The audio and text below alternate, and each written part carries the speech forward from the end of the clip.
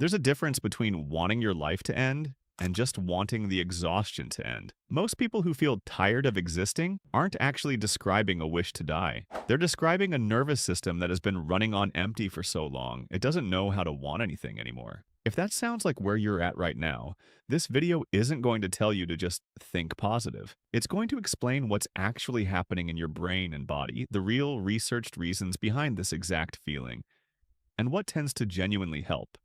Not platitudes, not just to be grateful. The actual mechanics of why this happens. Why this matters. Here's the thing almost nobody explains properly. I'm tired of existing and I want to die are not always the same sentence, even though they get treated like they are. By well-meaning friends, by social media, sometimes even by ourselves. Often what's actually being described is something psychologists call emotional depletion.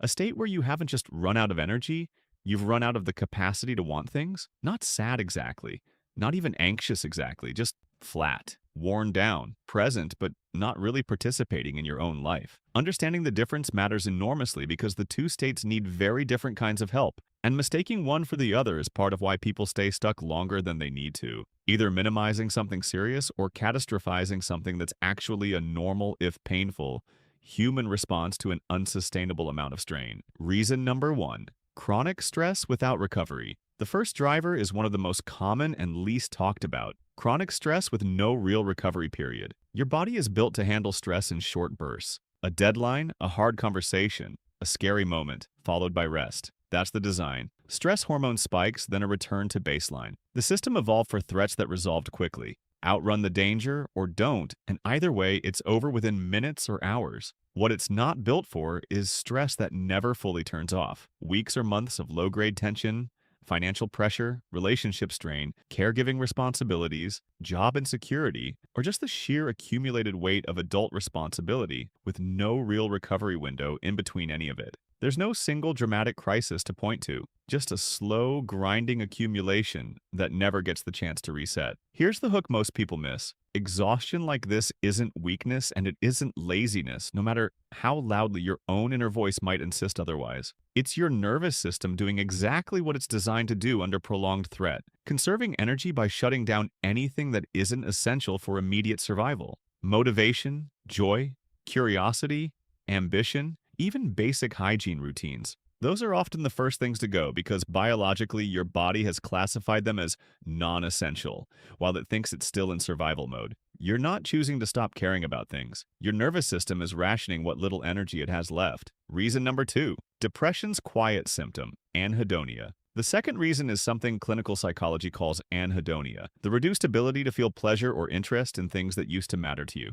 This is one of the core, most under-recognized symptoms of depression, and it explains a huge amount of the tired of existing feeling, because it doesn't look like what depression is supposed to look like in movies or TV. It's not that you've consciously decided life isn't worth it, or sat down and reasoned your way into hopelessness. It's that the part of your brain responsible for anticipating reward, the dopamine circuitry that normally makes you look forward to your morning coffee, get a small lift from a weekend plan, or feel a flicker of curiosity about a hobby, has quietly gone offline. Here's the part that surprises people. Anhedonia doesn't feel dramatic. It doesn't feel like crying on the floor or some cinematic breakdown. It usually just feels like gray, like going through the motions of a life that used to have color in it and not being able to pinpoint exactly when the color left or why. You still do the things, get up, go to work, respond to texts eventually, but there's a flatness underneath all of it, like watching your own life through slightly frosted glass. This matters because a lot of people with anhedonia don't recognize it as depression at all. They just think, I guess I'm just tired, or maybe I've become a boring person, when what's actually happening is a well-documented neurological symptom, one that responds to treatment, even though it can feel permanent from the inside. Reason number three, existential fatigue. The third piece is less biological and more philosophical, something researchers sometimes call existential fatigue, the exhaustion of constantly having to generate your own reasons to keep going in a world that doesn't hand you a clear, built-in why. This tends to hit hardest during transitions. After a big loss, after achieving a goal that didn't fill the hole you thought it would, after a milestone birthday, or during long stretches where nothing feels like it's moving forward, despite genuine effort, the mind starts asking, quietly and persistently, what's actually the point of all this effort? And when no satisfying answer arrives quickly, the exhaustion of holding that unanswered question becomes its own separate weight on top of everything else already being carried. This isn't a character flaw, and it isn't a sign of ingratitude for whatever good things exist in your life. Humans are essentially meaning-making creatures. We don't just survive, we need a reason to. When that sense of meaning runs dry, even temporarily, the fatigue that follows is completely real, even when there's no single obvious reason for it that you could write down on paper and hand to someone else to justify how you feel. Reason number 4. Emotional numbing as self-protection. The fourth driver is something the mind does almost automatically without asking permission: emotional numbing. When emotional pain, grief, disappointment, rejection, fear, prolonged stress, goes on long enough without real resolution, the brain often responds by turning the volume down on all emotion, not just the painful ones. It's a protective mechanism, not a malfunction. If feeling things has meant feeling overwhelmed, hurt, or destabilized over and over again, numbness starts to look like safety to a nervous system that's just trying to keep you functional. The hook here is the part people don't expect. Numbness isn't the absence of pain. It's often the aftermath of too much pain, with nowhere left for it to go. Think of it less like an empty tank and more like a circuit breaker that tripped after being overloaded too many times. Tired of existing can be less about wanting to stop existing and more about the sheer exhausting effort of holding so much down for so long without ever fully putting it down anywhere safe. Reason number 5, isolation makes all of this worse. The fifth factor doesn't cause the exhaustion on its own, but it multiplies everything above: isolation. Humans regulate emotional states partly through connection with other people. It's called co-regulation, and it's built into us from infancy. A calm nervous system near yours can genuinely help settle your own. When someone is chronically exhausted, though, the instinct is almost always to withdraw exactly when connection would help the most. Less energy for maintaining friendships, less desire to explain how you're feeling, especially when you're not entirely sure yourself. Less patience for social effort that used to come naturally without a second thought. This creates a loop that's easy to fall into and hard to climb back out of. Exhaustion leads to withdrawal. Withdrawal removes the exact support that could help regulate the exhaustion in the first place, and the isolation deepens the very state it started from. Weeks of this can quietly turn into months,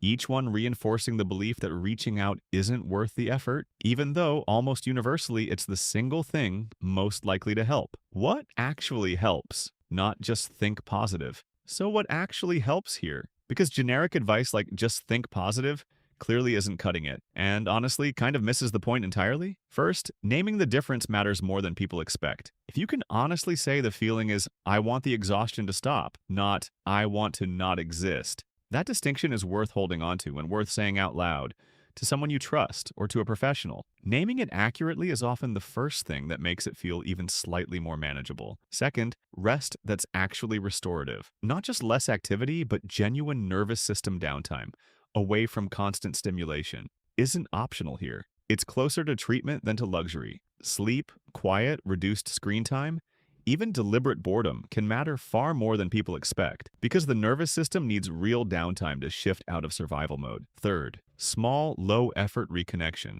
Even one short conversation, even a 5-minute walk alongside another person, even a text that just says, "having a hard time lately," interrupts the isolation loop more effectively than people give it credit for. It doesn't need to be a big gesture. Small and consistent beats big and rare. And fourth, most importantly, the part that matters more than everything else in this video. If this has gone on for weeks without easing, or if the thoughts ever shift from I'm exhausted toward thoughts of not wanting to be alive, that's not something to carry alone, and it's not something to wait out. That's a clear signal to reach out to a mental health professional, a doctor, or a crisis line, the exact same way you'd seek help for any other serious symptom your body was showing you.